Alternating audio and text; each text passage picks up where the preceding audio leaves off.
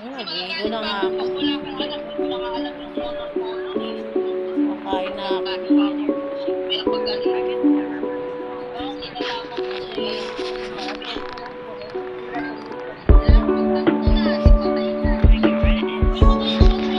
Wala akong magagawa. Oo, walang magawa eh. Ay, Diyos ko! Diyos ko lang! Kaya sinabi, bakit ka ba nag-Diyos ko Lord palagi? Kaya minsan pag nagagal, ba't ang sama-sama mong tao? Dapat, bakit tayo kang galit? Dapat, mama ka, mabait ka sa anak mo. Ah! Tigilan mo ako ah.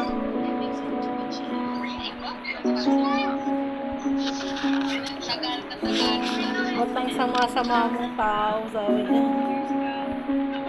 Ay, ba't pa si Papa? Ba't si Papa hindi naman? Wala siya dito, hindi niya na-experience. Isa nire, kinakausap ko na ng totoo na real talk eh. Pag siya, sigurado baka sabihin niya, mag-abroad na lang ako. Iba kayo. Iba yung may trabaho ko. Diba, parang parang, sabihin mo na parang wala namang sahod. Parang, dapat kung may sahod, parang pampagana sana. Turuan mo yung mga bata.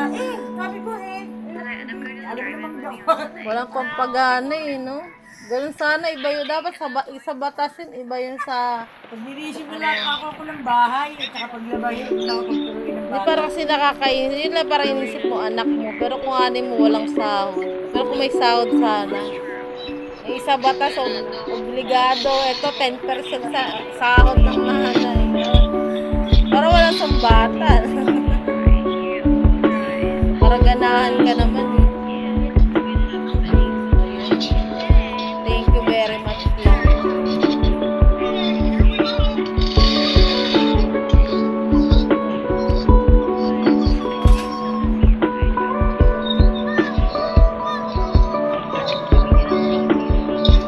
Ay, asa na sila? Ay, kumain na kayo ah.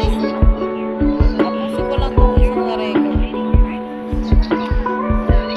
Ano yun? Ay, hindi kasi nakakakit. Gatas ka? Doon, nag-chat kayo? Nag-chat? Doon, utos kahapon dito eh. Pinadala ni Joanne?